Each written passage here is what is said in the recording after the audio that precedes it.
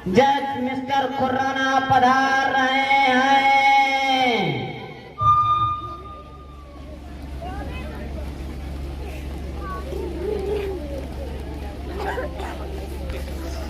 आप वीडियो बनेगा।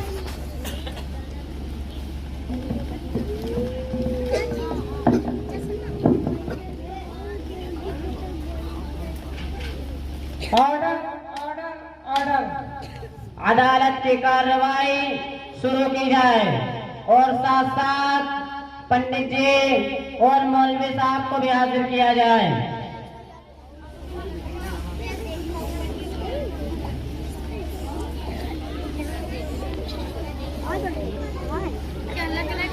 मौलवी साहब तो आएगी।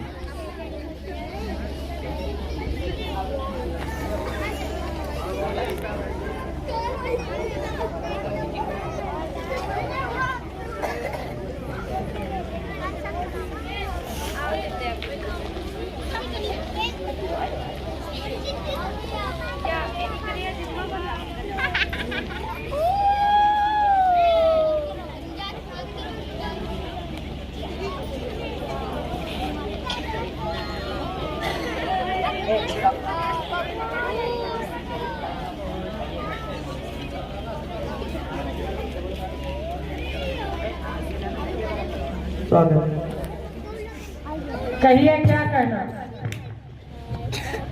मुजरिम मोहम्मद सुफियान और उनके अहले खाना का कहना है कि जंग आज़ादी में मुसलमानों का अहम रोल रहा है। इनके लिए मौलाना अरशद मदनी का सहारा लिया गया है, जो साबित करेंगे कि जंग आज़ादी में मुसलमानों का क्या रोल रहा है। इनके मुकाबले में बाबा रामदेव हैं। जी मौलवी साहब, तुम ही बताइए कि जंग आज़ादी में मुसलमानों की क्या भूमिका रही है। बाबा साहब, पहले आप ही बता दीजिए कि आप लोगों का जंग आज़ादी में क्या रोल रहा है। अवश्य श्रीमान, वैसे तो बताने की आवश्यकता नहीं है कि जंग आज़ादी में हम लोगों का क्या रोल रहा है, क्योंकि इस देश का हर वासी नारी से लेकर बालक तक, युवाओं से लेकर महापुरुषों तक ये ज्ञान रखते हैं कि भारत देश हमारी रक्तदान से आजाद हुआ है। परंतु हल्की सी टिप्पणी पर प्रकाश डाल देते हैं ताकि आप लोगों का समान केंद्रित हो जाए। 19वीं शताब्दी में जंग आज़ादी का सिर्फ एक ही मार्ग समझा जाता था और वह मार्ग था शांति शक्ति भंग करना, अशांति फैलाना, रिश्ते का प्रयोग करना, आपस में एक दूसरे से लड़ना, बगावत से जनता को हवा देना। परंतु इस पूरे काल में राष्ट्रपिता महात्मा गांधी, पंडित जवाहरलाल नेहरू, राजा महेंद्र प्रताप सिंह और अन्य महापुरुषों ने मिलकर अपने आत्मा परमात्मा से युद्ध करते रहे, तब जाकर ये भारत देश हमारी हित में आ गया। अब आप ही बताइए मौलवी साहब। बाबा साहब, आपने एक तरफा बातें की हैं, अपनों का जिक्र किया है और दूसरे को भूल गए हो। बाबा साहब, जब आप अपनी तारीखी किताबों का गौर से मुताला करेंगे तो तुमको खुद ही मालूम हो जाएगा कि जंग आज़ादी मुसलमानों का क्या रोल रहा है। अच्छा, तो अब आप ही बता दीजिए, अपने भाषण दीजिए ताकि हम लोगों को ज्ञान हो जाए कि मुसलमानों की जंग आज़ादी में क्या भूमिका रही। दीजिए, मैं भी कुछ बता दूं कि जंग आज़ादी मुसलमानों का क्या रोल रहा है। जब इस हिंदुस्तान की इस मुकद्दस सरजमीन पर अंग्रेजों का नापाक साया पड़ा, वो अपनी शातिराना व अय्याराना चालों से यहाँ के मालिक बन बैठे। जब हिंदुस्तानियों पर तरह तरह के जुल्म सितम के पहाड़ तोड़े जाने लगे तो इस ऐसे नाजुक वक्त में जिसने सबसे पहले अलमी बगावत बुलंद किया वो है मुहद्दिस कबीर, इमामुल जलील, रऊसुल औलिया, फखरे चमन, महरम शाह अब्दुल अजीज इब्न वलीउल्लाह मुहद्दिस देहलवी हैं। मसनदे दरस पर बैठकर कुरान और हदीस के दर्स देने वाले उलमाए कराम, खानकाहों में बैठकर अपने खून जिगर से समाज इस्लाम रोशन करने वाले मशाइखुल इज़ाम अपने खानकाहों और मदरसों को छोड़कर सिंधियों के खिलाफ मुहद बनाकर मंजिल की जानिब बेसर सामान्य के आलम में निकल पड़े।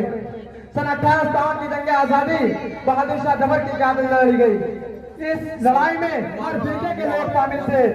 आखिरकार ये जंग नाकाम हुई और नाकामी की कीमत सबसे ज्यादा मुसलमानों को चुकानी पड़ी, जिसमें तकरीबन 2 लाख मुसलमान शहीद हो गए, जिसमें 52,000 उलमाए कराम शहीद हो गए, उनकी जान और माल कुर्बानी लूट ली गई। इस कदर बिलाखिर जो कुर्बानी का सिलसिला मुख्तलिफ सफरों में जारी रहा, बिलाखिर हमारा मुल्क 15 अगस्त 1947 में आजाद हो गया। और आप कहते हैं कि जंग आजादी मुसलमानों का कोई रोल नहीं है। मित्रों, सरगनों और मंच पर उपस्थित महाऋषियों और महापुरुषों और नन्हे नन्हे बालकों, जैसा कि आप लोगों ने सुन लिया मौलवी साहब क्या बयान कर रहे थे, इसके अंदर और कोई आपके पास सबूत है? जी हाँ, इसके अलावा हमारे पास बेशुमार दलाल मौजूद हैं। मिस्टर टॉमसन अपनी यादाश्त में लिखता है कि सन 1864 से लेकर 1867 तक अंग्रेजों ने उलमा को कत्ल करने का फैसला किया। ये 3 साल हिंदुस्तान की तारीख के सबसे बड़े अलगनाक साल हैं। इन 3 सालों में अंग्रेजों ने 14,000 उलमाए कराम को तख्तेदार पर लटका दिया। टॉमसन कहता है कि दिल्ली की चांदनी चौक से लेकर खैबर तक का कोई ऐसा दर्द नहीं था जिसमें उलमा कराम की गर्दनें अटकी हो। टॉमसन कहता है कि उलमा के जिस्मों को तांबे से दागा गया। टॉमसन कहता है कि उलमा के जिस्मों को सूर्य की खालों में बंद करके जलते हुए तंदूर में डाला गया। टॉमसन कहता है कि अंग्रेजों ने लाहौर की शाही मस्जिद में एक फांसी का फंदा बनाया था, जिसमें एक दिन में 80 उलमा को फांसी दी जाती थी। टॉमसन कहता है कि लाहौर के दरिया वाली के मकाम पर 80 उलमाओं को गोरों में बंद करके उस दरिया में डाल दिया जाता था, ऊपर से गोलियों का निशाना बना दिया जाता था। टॉमसन कहता है कि जब मैं दिल्ली में अपने खीमा में गया तो मुझे मुर्दार की बदबू महसूस हुई।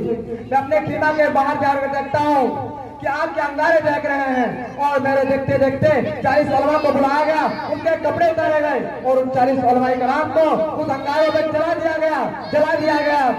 फिर मेरे देखते देखते 40 और उलमाए कराम को बुलाया गया, मेरे सामने उनके कपड़े उतारे गए और अंग्रेजों ने कहा, मौलवियों, जिस तरह इन 40 को पकाया है तुम्हें पका दिया जाएगा। तुम सिर्फ एक आदमी यह कह दो कि हम सन 1857 की जंग आजादी में शरीक नहीं थे, हम अभी छोड़ देते हैं।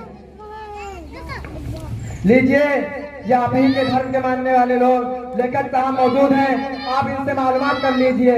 अगर मैं अपने धर्म के किसी मानने वाले को पेश करूंगा तो आप यह कहेंगे कि ये तो आप ही के धर्म के मानने वाले हैं, या आपकी तरफदारी नहीं करेंगे और क्या करेंगे?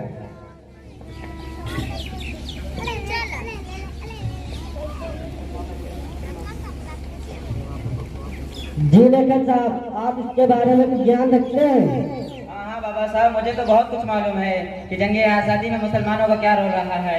एक नहीं बल्कि कई किताबें मैंने इसके बारे में लिख डाली हैं।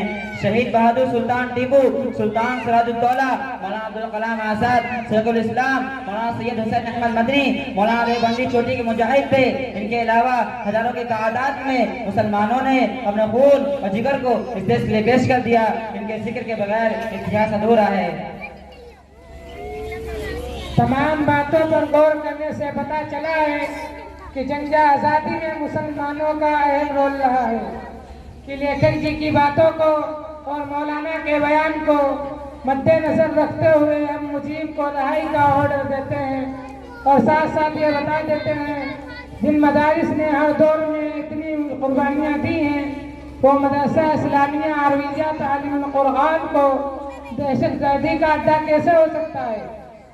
टेररिस्ट आतंकवादी क्यों कहा जाता है, जबकि दहशतगर्दी का कोई धर्म ही नहीं है, ना तो हिंदू ना तो मुसलमान। शुक्रिया जज साहब, देर से सही बल्कि आपकी समझ के अंदर आ ही गया। मदरसे में जिहाद की ट्रेनिंग नहीं बल्कि प्यार मोहब्बत की तालीम दी जाए। शुक्रिया जज साहब।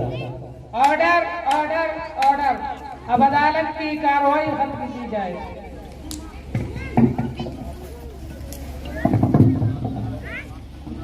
अस्सलाम वालेकुम